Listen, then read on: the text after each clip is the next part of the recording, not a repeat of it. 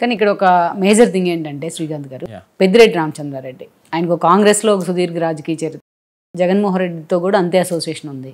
ఆయన అనఫిషియల్గా 4 జిల్లాలకి unofficial CM అనుకోవచ్చు జగన్మోహన్ రెడ్డి హయాంలో. Man power, muscle power, money power, ఈ మూడింటిని తట్టుకొని కంచర్ల శ్రీకాంత్ అనే ఒక చిన్న ఎమ్మెల్సీ ఎలా కుప్పాన్ని ఆ స్థాయికి తీసుకురాగలరు? హనుమంతుడికి బాధ్యత అప్పచెప్పాడు రాముడు. Okay, తగలెట్టేశారండి.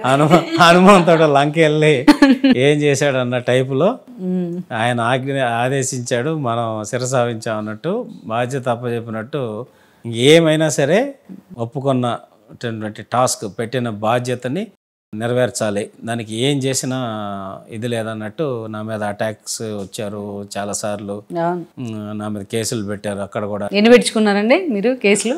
6 cases. Okay, so cases పెట్టారు, అన్నీ రకరకాలుగా చేశారు. ఆఖరికి ఒక SC ST కేసు పెట్టాలని కూడా ట్రై చేశారు. అది కొంచెం నేను ఎస్పీ గారితో అప్పుడున్న ఎస్పీతో మాట్లాడి దీనికి ఒక్క నిమిషం ప్రూఫ్ కూడా లేదండి, అందరినీ కోర్టుకు వేస్తామని చెప్పనేసి అని చెప్పి కొంచెం లీగల్గా కూడా గట్టిగా మాట్లాడి ఇవన్నీ చేయటం వల్ల అది ఆగిపోయారు.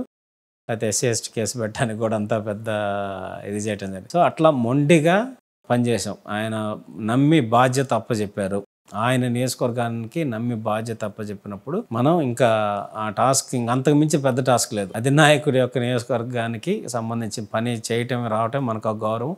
ఆయన ఎంతో నమ్మకంతో బాధ్యత అప్పచెప్పినట్టు మనసా వాచా కర్మన what best I can do, ఎంత రిస్క్ తీసుకొని అయినా సార్కి మనం మెజార్టీ తీసుకురావాలి, సార్కి మంచి ఇది చేయాలని పెద్దిరెడ్డి గారికి కూడా అప్పుడు సవాలు విసరటం జరిగింది. 30 చంద్రబాబు నాయుడు గారు ఓడిపోతే నేను రాజకీయాల నుంచి శాశ్వతంగా తప్పుకుంటా, గెలిస్తే మీరు రాజకీయాల నుంచి శాశ్వతంగా తప్పుకుంటారా, నా సవాల్ స్వీకరించే దమ్ముందా అని చెప్పని కూడా ఇప్పుడు మాట్లాడటం జరిగింది. సో ఫైనల్లీ మనం సక్సెస్ఫుల్గా ఎగ్జిక్యూట్ చేయగలిగాం. ఈ వీడియో మీకు నచ్చినట్లయితే please share, like and subscribe R24 Telugu.